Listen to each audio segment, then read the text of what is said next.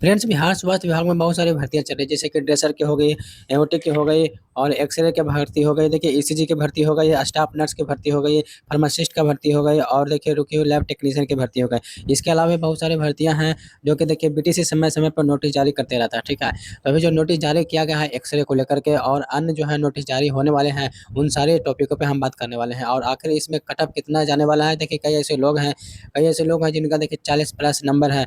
देखिए, आपको मैं बता दूँ कि 45 से तक वालों को भी यहाँ पे नहीं बुलाया गया है। तो देखिए, क्या है पूरा मामला मैं आपको इस वीडियो में बताने वाले हैं कि जब आपका डॉक्यूमेंट्स वेरिफिकेशन होगा, तो किस तरीके से डॉक्यूमेंट्स लेकर के जाने हैं, इसके बारे में हम बताएँगे। अगला नोटिस कौन-सा आने वाला है, इसके बारे में भी हम बताएँगे। पूरी जानकारी आपको इस वीडियो में देने वाले हैं, तो आप इस वीडियो को पूरा देखिएगा और चैनल पे पहली बार आए हैं, तो चैनल को सब्सक्राइब कर लीजिएगा। तो चलिए फ्रेंड्स, हम वीडियो को शुरू कर लेते हैं। तो ये वाला नोटिस है, यहाँ पे आप देखिएगा बिहार तकनीकी सेवा आयोग ने जारी किया है और किस लिए जारी किया है, तो देखिए यहाँ पे एक मेंशन बात किया गया कि एक्स-रे टेक्नीशियन के अंतर्गत दस्तावेज सत्यापन के लिए आमंत्रित किए जाने वाले का लिस्ट है। ये देखिए ये जो सीट से भी इसमें कम बुलाया गया है अभ्यर्थियों को, क्या है पूरा मामला हम आपको बताने वाले हैं। पूरी बात आप समझने का प्रयास कीजिएगा, हो सकता है कि थोड़ा वीडियो लंबा हो जाए, ठीक है? यहाँ पे क्या कहा गया है पूरी बात हम समझने का प्रयास करेंगे, उसके बाद जैसे-जैसे आते रहेगा बातें हम आपको बताते चलूँगा, ठीक है?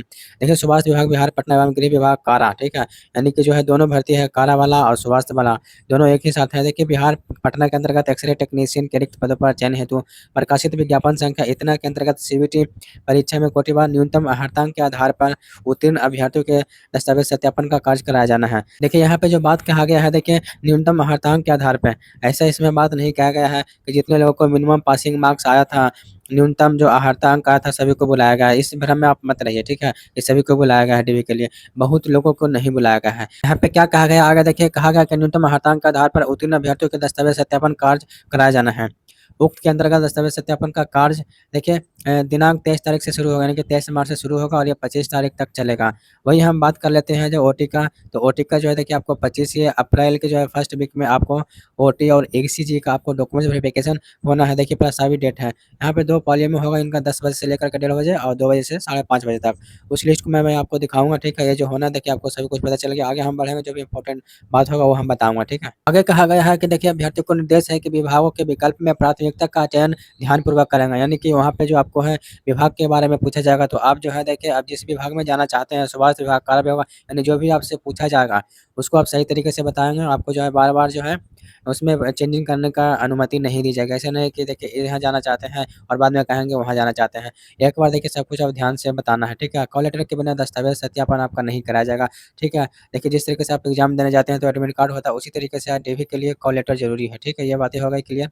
इसमें देखिए और कहा गया है कि देखिए दस्तावेज सत्यापन हेतु निर्धारित तिथि समय पर ही पहुँचना है और विज्ञापन में वर्णित आवेदन पत्र के साथ संलग्न सभी प्रमाण पत्र, यानी कि जितने भी अभी प्रमाण पत्र हैं, जो भी अपने फॉर्म भरते समय और अपने स्क्रूटनी के समय, इस बात का विशेष ध्यान रखिएगा कि आपने जो भी स्क्रूटनी के समय दिया था, उसको भी देखिए सभी को ओरिजिनल लेकर के जाना है और साथ ही साथ उसका जो है फ़ोटो स्टेट सुबह भी प्रमाणित लिखना है, अपना नाम लिखना है, डेट लिखना है, डेट अपने डीवी का डेट डालना है और इस सभी चीज़ को लेकर के आपको वहाँ पे पहुँचना है। ओरिजिनल भी लेकर के जाना है, फ़ोटो स्टेट भी लेकर के जाना है, ठीक है? आगे क्या कहा गया देखिए, दस्तावेज सत्यापन में अभ्यर्थियों को जो निर्देश दिया गया है, उसमें कहा गया है कि आपको यहाँ पे सभी मूल प्रति और साथ ही साथ ठीक है मार्कशीट लेकर के जाना है, जो सर्टिफ़िकेट मूल लेके जाने हैं, निवास लेके जाना है, फ़ोटो पहचान पत्र लेके जाना है, ठीक है? इसका कट ऑफ डेट कुछ भी रहेगा, कोई मतलब नहीं, इस सब चीज़ों से है। देखिए यानी कि जो शैक्षणिक योग्यता में आपका जो 10+2 है उसको लेकर के जाएँगे।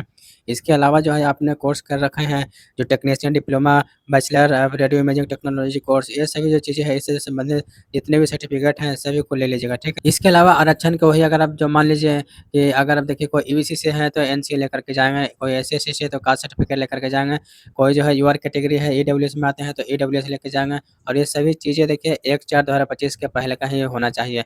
अगर देखिए अगर आपके पास एक्सपीरियंस है तो एक्सपीरियंस भी 1/4/2025 के पहले का होना चाहिए। ये बात ध्यान में रखिएगा, ठीक है? अगर किसी का सर्टिफ़िकेट 1/4/2025 के बाद का है तो उनको जो है जनरल में भेज दिया जाएगा, ठीक है? आगे देखेंगे दिव्यांग है तो दिव्यांगता लेके जाना है, नहीं तो नहीं लेके जाना है, स्वतंत्रता सेनानी वाले हैं तो लेकर के जाना है, नहीं तो नहीं लेके जाना है, ऑनलाइन जो आपने फॉर्म भरा था उसका पीडीएफ लेकर के जाना है। क्लियर है ये सब चीज़ें? आगे देखिए क्या कहा गया है, देखिए जो ऑनलाइन फॉर्म में फ़ोटो का देखिए 5 गो फ़ोटो आपको लेके जाना है, ठीक है? और आगे देखिए जो आपने सीयूईटी एग्ज़ाम देने गए थे, जो इन्विजिलेटर जो सिग्नेचर किया था एडमिट कार्ड में, वो एडमिट कार्ड लेकर के जाना है।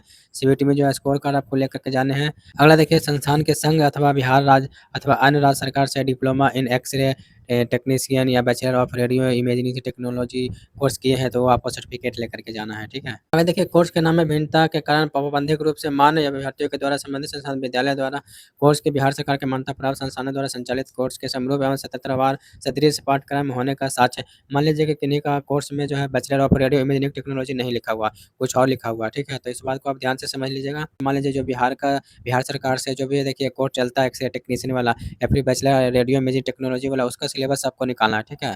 और उस सिलेबस के अकॉर्डिंग जो है साथ ही साथ देखिए इसमें आप जहाँ से पढ़े हैं, जिस कॉलेज से बिहार के बाहर के हैं तो वहाँ का सिलेबस निकालना है। और देखिए उस पे जो है आपको इसमें देखिए क्या करना है, आपको यहाँ पे है पाठ्यक्रम होने का साक्ष्य लेकर जाना है, वहाँ पे साइन मोहर करवा लीजिएगा अपने कॉलेज से कि देखिए हमारे इसी सिलेबस में पढ़ाया करा जाता है सेम टू सेम, ठीक है। उसके बाद से देखिए विकल्प प्राथमिकता प्रपत्र लेकर के जाने हैं, यानी कि कहाँ पे आप जॉइन करना चाहते हैं अगर आपकी नौकरी होती है तो। इसके बाद यहाँ पे बातें सब कुछ मेंशन किया गया, सब कुछ मिलाने के बाद ही आपका आयोग किया जाएगा, बीच में कुछ गड़बड़ है तो बाहर निकाल दिया जाएगा। ये बातें कहा गया है कि देखिए विज्ञापन करने का एक में अंकित शैक्षणिक किसी मान्यता प्राप्त संस्थान से इंटरमीडिएट 10+2 के देखिए एक्स-रे टेक्नीशियन डिप्लोमा कोर्स या bachelor of radio imaging course के प्रमाण पत्र इतर शैक्षणिक योग्यता वाले अभ्यर्थी को अयोग कर दिया जाएगा, यानी कि आप नहीं देते हैं सिलेबस वाला तो आपको अयोग कर दिया जाएगा, ठीक है। तो यही सब चीज़ें बातें कही गई हैं, मेन जो आपको जानना चाह रहे हैं उस पे हम अब बात कर लेते हैं। देखिए यहाँ पे देखिएगा, ध्यान से आप समझने का प्रयास कीजिएगा। देखिए जो भी हम बताने जा रहे हैं, देखिए टोटल यहाँ पे 1240 इसमें क्या है, देखिए टोटल सीटें हैं, ठीक है। टोटल देखिए 1240 सीटें हैं और 952 लोगों को बुलाया गया है डीवी के लिए। तो देखिए ये बात आप समझ सकते हैं कि आपको लग रहा है कि देखिए सीट तो कम ही लोग को बुलाया गया है। तो जो भी देखिए मिनिमम पास है सभी को बुलाया गया, लेकिन इसमें देखिए नहीं, इस भ्रम में आप मत रहिए। देखिए इसमें क्या हुआ है, देखिए मैं बता देता हूँ कि अगर कोई पिछला वर्ग की, ठीक है, अगर कोई पिछला वर्ग है तो उसको यहाँ पे देखिएगा 66 को बुलाया गया है, यानी कि सभी को बुला लिया गया है। एसटी में भी सबको बुला लिया गया है। इसके हम बात करें एससी में सबको बुला लिया गया है। और यहाँ पे जो है देखिए जो मेन इसमें अटका हुआ है जनरल कैटेगरी में। देखिए जनरल में आखिर क्या हुआ है कि देखिए बिहार से जो भी बाहर सबसे ज़्यादा जो यूपी के कैंडिडेट आए हैं, उन्होंने देखिए जनरल का कट ऑफ 50 तक पहुँचा दिया गया था। देखिए मैं ऐसे लोगों को जो जब बता रहा हूँ जिनका देखिए 45 नंबर आया है, सबका कहना है कि 45 नंबर था, हम फीमेल हैं तो भी हमको नहीं बुलाया गया। आप देखिए महिला हैं और अन्य प्रदेश के हैं, बिहार के बाहर के हैं, तो आपको देखिए पुरुष में ही काउंट किया जाएगा, महिला मतलब कि आपको रिजर्वेशन महिला वाला नहीं मिलेगा। तो इसलिए जो है महिला को कहना अनुचित है। आप कहिए कि हम बिहार के बाहर के हैं और यहाँ पे आप समझने का प्रयास कीजिएगा कि देखिए 45 प्लस इसमें कट हो गया है। देखिए जनरल कैटेगरी की बात करते हो, ठीक है। यही इसमें बात हुआ है कुल मिलाकर के। बाकी देखिए आप लोग कमेंट में ज़रूर बताइएगा अगर किसी भी का जो है ऐसे जिनका 50 भी है और जिनको नहीं बुलाया गया, उन कमेंट करके ज़रूर बताइएगा, ठीक है। चाहे ईडब्ल्यूएस वाले हों, चाहे वो जनरल वाले हों, ठीक है। कट ऑफ देखिए हाई चला गया है ईआर कैटेगरी का, ठीक है। केवल ईआर का सबसे ज़्यादा कट ऑफ हाई गया है, इस बात का आप ध्यान रखिएगा। ईडब्ल्यूएस में गया है लेकिन थोड़ा-सा गया कम गया है। ईआर में सबसे देखिए 50 प्लस कट ऑफ चला जाना, तो इस बात को लेकर के अब डर देखिए किसमें बन गया है, अब देखिए डर ओटी वाले को बन गया है। डर ईसीजी का बन गया है और ये है पूरा कट ऑफ का मामला। और बाकी जैसे अपडेट आते जाएगा मैं आपको इसी चैनल के माध्यम से बता दूँगा, ठीक है। तो आप चैनल को सब्सक्राइब